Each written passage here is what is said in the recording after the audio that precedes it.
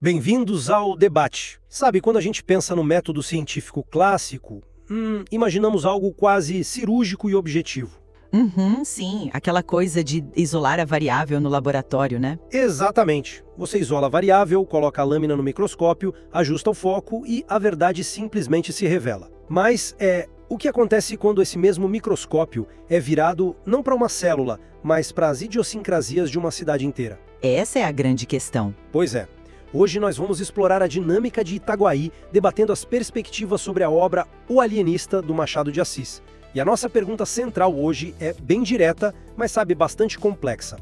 Onde, afinal, reside a verdadeira loucura nessa história? E o ponto central é o Dr. Simão Bacamarte, né? Precisamos definir se ele é uma vítima trágica do seu próprio rigor científico, levado ao extremo, o cientificismo cego, ou se, na verdade, a ciência dele é uma camuflagem. Uma camuflagem para uma tirania profunda, exato. Bom, para deixar a minha posição clara logo de início, eu defendo que o Bacamarte representa o ápice trágico do hiperracionalismo.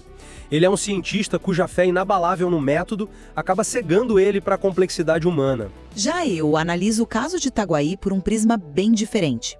Eu estou convencida de que o Bacamarte é a personificação de uma megalomania autoritária muito específica. Ele usa a linguagem e a suposta neutralidade da ciência, puramente como ferramentas para exercer controle e patologizar a sociedade. Entendo seu ponto, mas vamos começar olhando para a fundação desse personagem. Porque o texto é muito cuidadoso ao construir a credibilidade empírica do Bacamarte. Ele não é um charlatão de esquina. Não, definitivamente não. Ele tem currículo. Exato. Ele estudou em Coimbra, em Pádua. Ele recusa altos cargos na corte porque, nas palavras dele, a ciência é o seu emprego único. Há uma integridade metodológica assustadora nele. Ele opera estritamente a partir de premissas lógicas. Lógicas dentro da cabeça dele, né? Mas lógicas de forma consistente. Ele constrói a Casa Verde para estudar a mente humana de maneira impecável. E olha, a maior prova de que ele não é um tirano comum, alguém que busca o poder pelo poder, é a sua coerência extrema. Ele não poupa absolutamente ninguém. E você vai citar o caso da esposa dele. Claro, a própria Dona Evarista, ela acaba sendo internada na Casa Verde pela tal da mania santuária. E qual foi o sintoma? Ela hesitou compulsivamente entre um colar de granada e um de sáfira para ir a um baile. Uma hesitação super normal, convenhamos. Para nós sim, mas para ele, essa oscilação do cérebro é uma falha no equilíbrio mental. Ele diagnostica e age, sem nepotismo nenhum. O núcleo motor das ações dele é uma devoção cega a um princípio racional, não a vontade de oprimir. Olha, eu compreendo a sedução de enxergar o Bacamarte como esse sacerdote impessoal da razão.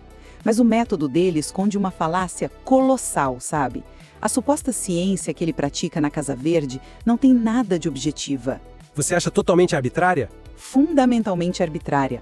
Para entender a sátira, a gente precisa olhar para como ele define a loucura. Ele pega os traços mais comuns da personalidade humana e decide por decreto próprio que são lesões cerebrais. Mas ele segue uma classificação estatística, não? Ele inventa a classificação. Pensa nos exemplos práticos que aterrorizaram Itaguaí. Tem o caso do Costa, aquele cidadão que herda 400 mil cruzados e empresta tudo sem cobrar juros até acabar na miséria. Em qualquer lugar normal, ele seria visto como alguém excessivamente generoso. Ou ingênuo. E o Bacamarte tranca ele. Tranca na Casa Verde. Aí temos o Mateus, o albardeiro, que constrói uma casa linda e fica admirando a própria obra no meio da rua. Ele é preso por vaidade patológica. O que a gente vê aqui é a medicalização da moralidade. Ele não descobre a loucura, ele fabrica a loucura. Mas fabricar pressupõe uma intenção maligna, A intenção é ter o poder absoluto. Quando você tem o monopólio de definir o que é o comportamento normal, você detém o poder sobre a vida e a liberdade de todos. A ciência dele é uma tirania disfarçada de benevolência médica. Você levanta uma questão importante sobre a elasticidade dos critérios dele. É verdade que o próprio barbeiro Porfírio chama a Casa Verde de a Bastilha da razão humana. Mas a gente precisa separar a consequência da intenção inicial. Como assim? A consequência é a cidade inteira aterrorizada. Sim. Os critérios parecem cruéis, mas não são arbitrários dentro do sistema que ele criou. Deixa eu te propor uma analogia aqui. Pensa no Bacamarte como um sistema de inteligência artificial moderno. Um algoritmo. Um algoritmo puro operando sem aqueles guardrails, As barreiras éticas. Se você pede a um algoritmo para otimizar o trânsito em uma cidade a qualquer custo, ele pode simplesmente concluir que a solução lógica é banir todos os carros.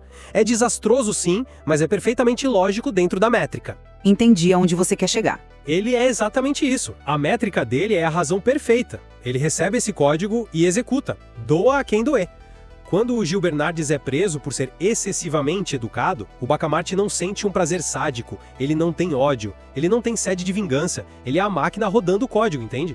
O fato dele agir sem malícia pessoal coloca ele no campo do cientista tragicamente apartado da humanidade. A analogia do algoritmo é excelente para ilustrar a frieza da coisa. Mas ela ignora um detalhe fundamental, a máquina não se liga sozinha, e o código não surge do vácuo. Você diz que ele mesmo criou as regras. Exatamente. A falácia aí é esquecer que o Bacamarte é, ao mesmo tempo, o algoritmo e o programador. Ele escreveu a métrica.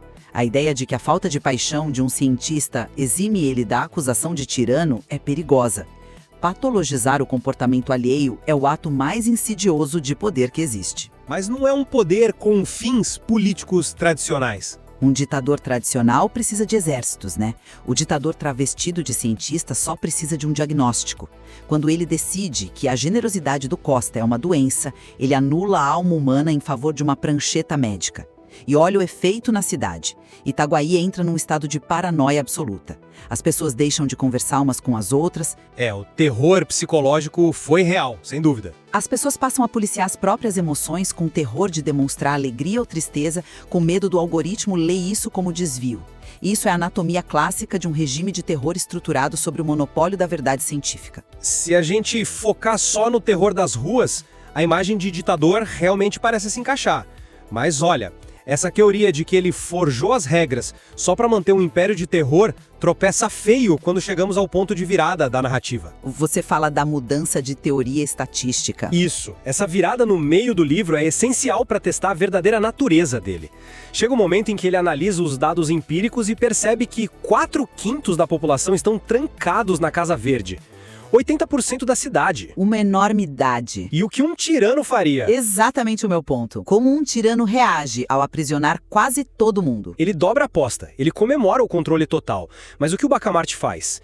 Ele para, ele revisa os dados e chega a uma conclusão estatística. Se a maioria absoluta apresenta desvios, então o desequilíbrio é a norma biológica. O padrão da natureza humana é o caos. Sim, e a virtude vira doença. Logo, a premissa inicial dele estava invertida.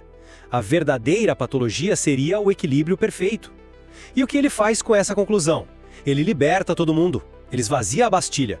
Alterar a própria hipótese diante de novas evidências empíricas, abrir mão do poder institucional porque os dados provaram o contrário, isso é a base do método científico. Um ditador jamais destruiria o próprio império voluntariamente. Ele libera a população, é verdade? Mas observe a mecânica dessa suposta autocorreção.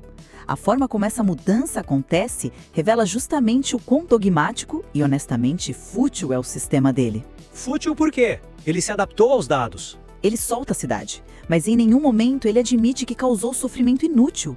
Não tem pingo de remorso pelas vidas destruídas ou pela economia da cidade que faliu. Ele apenas desloca as traves do campo para continuar o jogo. E quem ele começa a prender na segunda fase do experimento? As pessoas moralmente perfeitas. Exatamente. Ele encarcera o vereador Galvão, que era elogiado por todos pela moderação e senso de justiça. Ele prende o advogado Salustiano simplesmente porque o homem se recusou a agir de má fé num caso lá de testamento falso. Ele passa a punir a virtude. Porque a virtude irrestrita se tornou a nova anomalia estatística. Mas percebe que a máquina de aprisionamento precisa de combustível constante? Se a primeira teoria não serve mais para justificar a Casa Verde, ele inventa uma segunda teoria diametralmente oposta que exige o mesmo nível de controle social. Uma ciência que na segunda-feira prende alguém por ser falho e na terça prende outro por ser íntegro. Não é a ciência se corrigindo, é um sistema tirânico mudando a lógica só para manter a chave da cela com o doutor. Eu até concordo que a perseguição à virtude soa absurda e a motivação central dele, acaba gerando um tratamento bizarro. Ele tenta curar a perfeição moral dessas pessoas inoculando pequenos vícios nelas. É cômico, claro, mas segue uma lógica de laboratório. No entanto, a sua crítica sobre o controle social nos obriga a olhar para fora da clínica. Ah, o embate com a política real. Sim, como essa ciência colide com a realidade do Estado.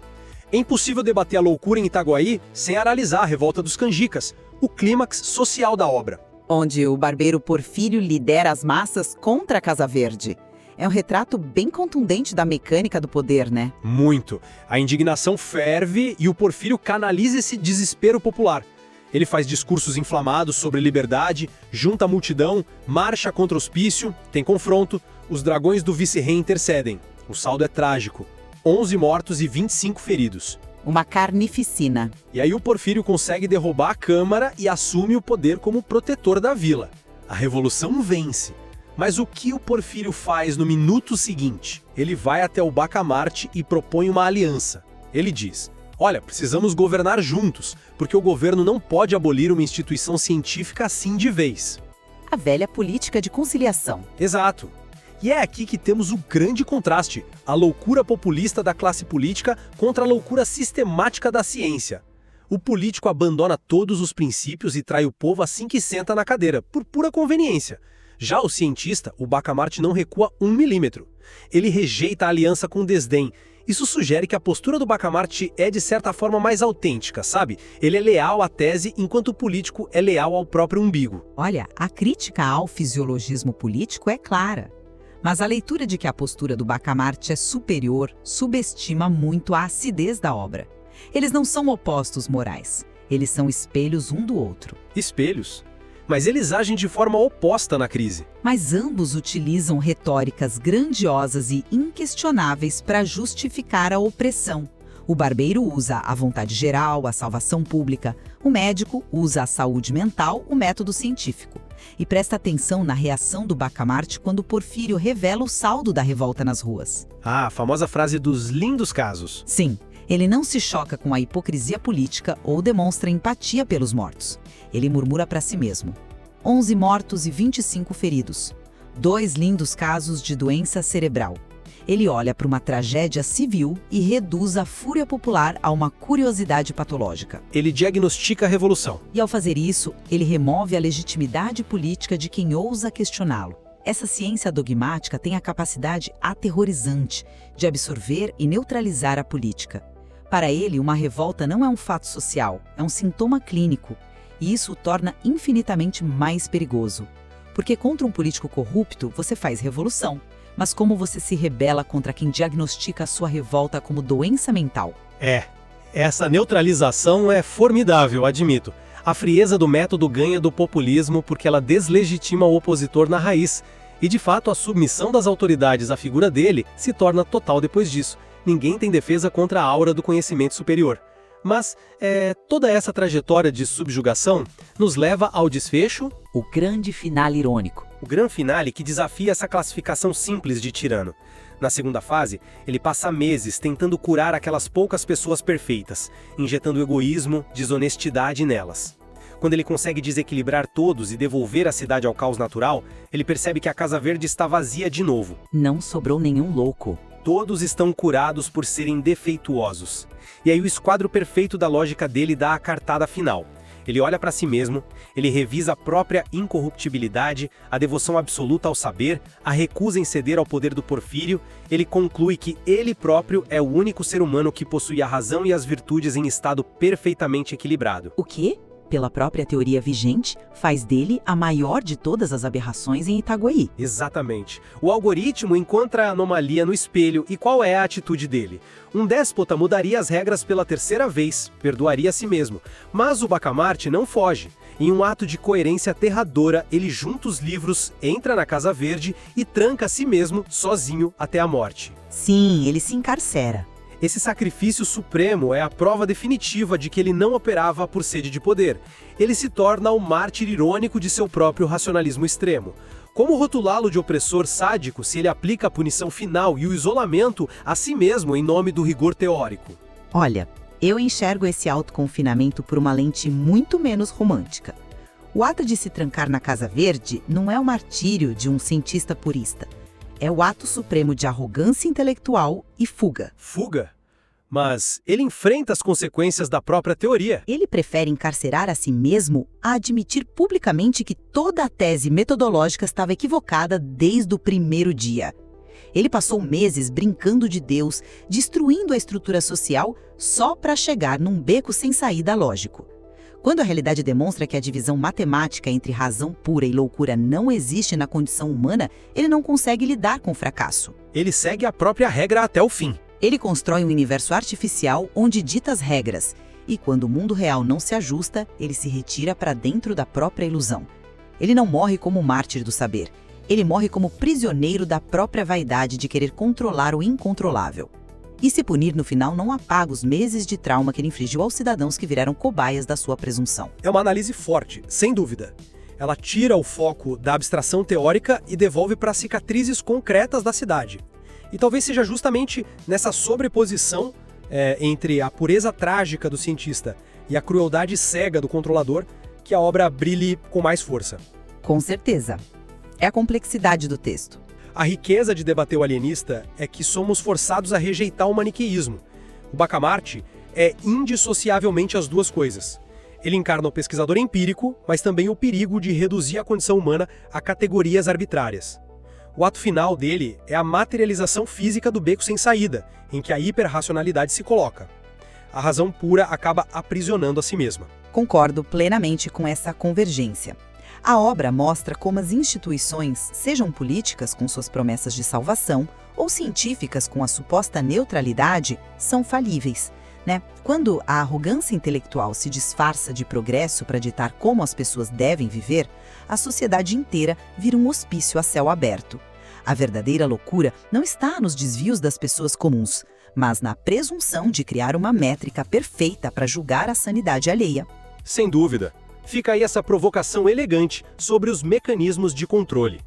E retomando a imagem que abriu a nossa discussão hoje, se a grande promessa do método científico era oferecer um microscópio limpo para enxergar a sociedade, a trajetória de Itaguaí nos prova que, dependendo da prepotência de quem ajusta a lente, o microscópio pode muito bem se transformar nas grades de uma prisão.